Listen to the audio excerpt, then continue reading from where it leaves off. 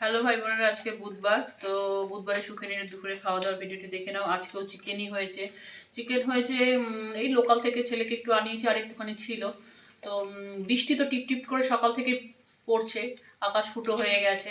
বাংলা অসমে কি অবস্থা, সব জায়গায় মধ্যপ্রদেশে, মহারাষ্ট্রে, গুজরাটে সব জায়গায় বন্যা টাইপের হয়েছে, সব জায়গায় বন্যা টাইপের। সেই তুলনায় পশ্চিমবঙ্গ এখনো অবধি ভাই বোনেরা বেটার জায়গায় আছে। জানি না কি হবে, গরিব মানুষদের তো খুব কষ্ট। 75 জন অলরেডি আসামে মারা গেছে। তো আজকে চিকেন হয়েছে, বাজারে আর যাওয়া হয় না। চিকেন পকোড়া হয়েছে, আর টক দই আছে, আর আলু ভাতে বেগুন ভাতে। কালকে আবার প্রতিবেশী ওই সরু সরু, খুব এরকম সরু সরু একদম আঙুলের মতন, কিন্তু বেগুনগুলো ভালো কচি দেয়। তাই আমি বললাম আলু বেগুন ভাতে খাই, এগুলো খাওয়া ভালো। তো যদি তেল ফেল লাগে কম, অল্প তেলেই হয়ে যায়। তো এই হয়েছে আজকে, এই জন্যই চিকেনটা পরপর খাওয়া হচ্ছে। ভালো লাগে না ভাই, ওনার মাছ খেতেও ভালো লাগে। একটু ইলিশ মাছ খাওয়ার শখ হয়েছে, ওর বাবাকে বলছি, কিন্তু এই 1000 টাকা থেকে 1500 2000 টাকা চলে যাবে, গায়েও লাগে, খেতে গেলে মুখে উঠবে না। তো যাই হোক ভাই বোনেরা, এই হচ্ছে খাওয়া দাওয়া। হ্যাঁ, আজকে কি বলবো, এবারে আন্দোলন হবে আবার শুনছি কোটা নিয়ে।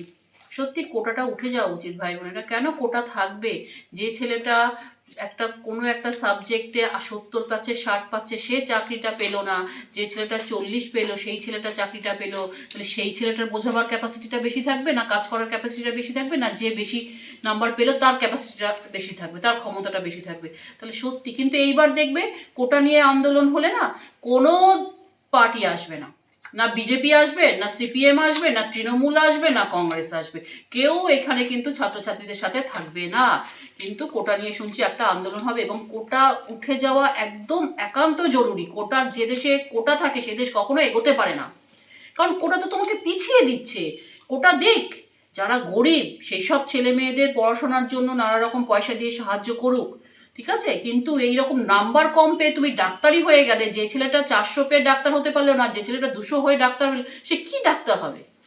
ককরোচ পার্টিকে তো বলছে যে ক্ষমতা থাকে তো কোটা নিয়ে আন্দোলন, সংরক্ষণের বিরুদ্ধে আন্দোলন করে দেখাও। সে তো শুনছি আমেরিকায় আবার পালিয়ে গেছে। কি করে পালাবে না তো কি করবে? সে তো নিজেই দলিত পরিবারের ছেলে।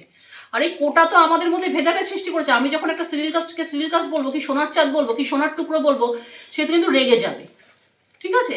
এবার আমরা যখন বলবো তো তোদের সাথে আমাদের কি করে মিল খায়, তোরা তো সিরিয়াল কাস্ট তো সিরিয়াল, এরকম যখন আমি অবহেলা করে বলবো, তখন তাদের রাগ হবে। তাহলে তুমি যখন সুবিধাটা নিচ্ছ, তাহলে তোমাকে এই কথাটাও শুনতে হবে। তোমরা নিজেদের যদি না রুখে দাঁড়াও যে আমাদের কোটা আর চাই না, তোমরা তোমাদের সুবিধার জন্য কোটা নেবে, তাহলে কথাও শুনতে হবে, ভেদাভেদও থাকবে, উঁচু নিচু থাকবে, ছোট করেও মানুষ কথা বলবে। যাই হোক ভাই বোনেরা, আজকের মতন ভিডিওটা এইটুকু। তবে কোনো পার্টি থাকবে না এখানে, পাশে থাকবে, সাবধানে থাকবে। জয় শ্রীরাম।